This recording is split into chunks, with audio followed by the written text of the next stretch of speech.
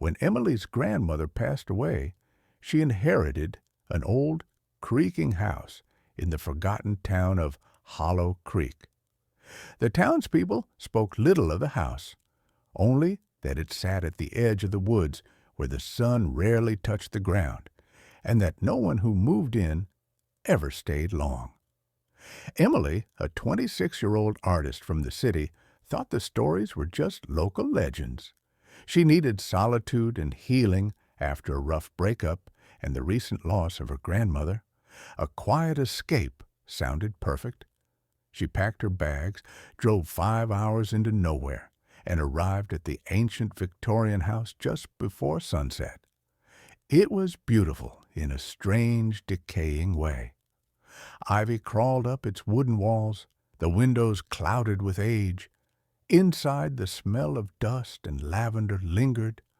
Her grandmother's painting still hung on the walls, dark portraits with empty eyes that seemed to follow you. But Emily wasn't scared, not yet.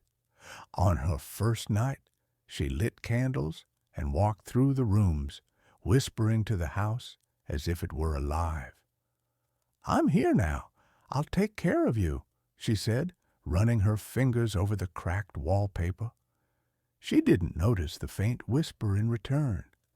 That night, as rain tapped gently on the windows, Emily woke to the sound of footsteps upstairs. Slow, deliberate, but she lived alone. She grabbed a flashlight and crept up the stairs, calling out, "Hello? Is someone there?" Nothing answered. The hallway was dark, colder than the rest of the house. She opened each door, bedroom, guest room, storage, empty. But when she reached her grandmother's old room, her breath caught. The door was open, though she remembered closing it earlier. Inside, the rocking chair moved back and forth, alone. She stepped closer, heart pounding, when suddenly a soft voice whispered near her ear, "You came back." She spun around. No one. She left the room in a rush, locking the door behind her. Sleep never returned that night. The next morning, she found an old journal in a drawer.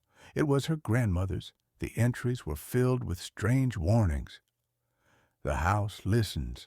Never speak your secrets aloud. The mirror in the hallway doesn't reflect the truth. He comes when you're weakest." Chills ran through Emily's spine. She wanted to laugh it off, call it dementia or loneliness, but something in her gut told her otherwise. That night, she decided to investigate. She stood before the hallway mirror, the same one mentioned in the journal. It was tall, antique, framed in silver roses and slightly cracked. She stared. At first, it was just her reflection, but then its smile twisted. Her own lips remained still. The reflection leaned closer, whispering, "You can't run from what you carry inside." She stumbled back. "What do you want from me?" The reflection grinned wider.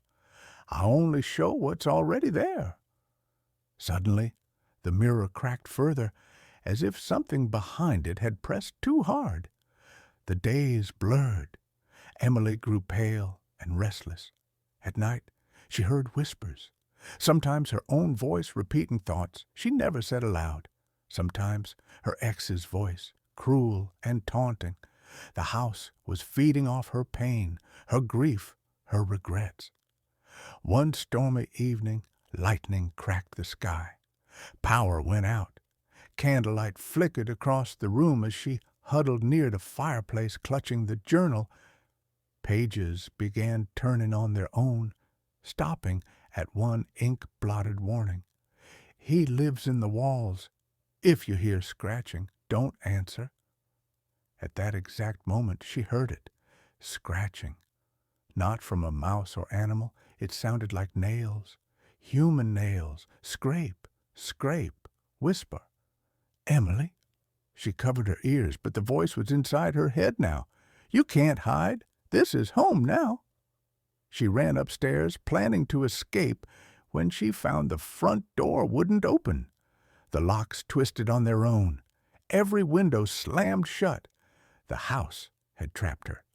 Panicked, she returned to her grandmother's room, remembering something, an old tale from childhood her grandmother once told her. Every haunted house has a heart. Destroy it, and you break its hold. She looked around desperately. Then she saw it. Behind the rocking chair, hidden behind a curtain, was a boarded-up section of wall. Something was buried inside. She ripped at the boards with trembling hands, splinters digging into her skin. Inside was a cavity, and in it a small wooden box covered in runes. She opened it. A human heart, black and shriveled, sat pulsing faintly inside, still alive, still waiting. A final whisper echoed in the room. No, she didn't hesitate. Emily grabbed the fireplace poker and drove it through the heart. The house screamed, not in sound but in feeling. The air trembled, paintings fell, lights burst, a pressure lifted like a storm breaking. The house fell still and quiet. When Emily woke the next morning, the sun shone through the windows. Birds chirped for the first time. The house smelled of fresh air and dust.